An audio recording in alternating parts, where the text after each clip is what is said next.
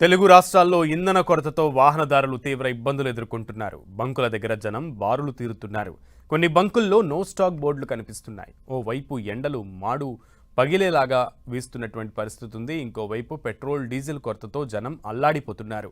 నడి ఎండలో బంకుల ముందు పడిగాపులు కాస్తున్నారు. కొందరు వాహనదారులు క్యాన్లు డబ్బాలు పట్టుకుని పరుగులు తీస్తున్నారు. నడి ఎండలో గంటల తరబడి వేచి చూసినా లీటర్ డీజిల్ దొరకుతుందన్నటువంటి గ్యారంటీ లేదు. తెలుగు రాష్ట్రాల్లోని పలు జిల్లాల్లో కనిపిస్తున్న దృశ్యాలివి. పెట్రోల్ ఫుల్ ట్యాంకు చేయడం లేదు. డీజిల్ అయితే నో స్టాక్ బోర్డులు పెట్టి 2-3 రోజులు అవుతుంది. కొన్ని చోట్ల పెట్రోల్ డీజిల్ కోసం ధర్నాలు కూడా సాగుతున్నాయి. భద్రాద్రి కొత్తగూడెం జిల్లా కేంద్రంలో గత 3 రోజులుగా పెట్రోల్ బంకుల్లో నో స్టాక్ బోర్డులు దర్శనమిస్తున్నాయి. దీంతో వాహనదారులు తీవ్ర ఇబ్బందులు పడుతున్నారు.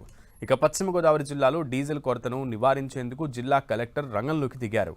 నిన్న రాత్రి వేళ పెట్రోల్ బంకుల్లో స్వయంగా పరిస్థితులను కలెక్టర్ పరిశీలించారు. గత వారంలో ఆయిల్ కంపెనీలు తక్కువగా సప్లై చేయడంతోనే ఈ కొరత ఏర్పడిందని తెలుస్తోంది. అయితే ఏపీ ప్రభుత్వం డీజిల్ కొరతపై అలర్ట్ అయింది.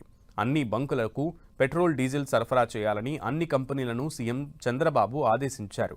రాష్ట్రంలో ఎక్కడా కొరత లేకుండా చూడాలన్నారు.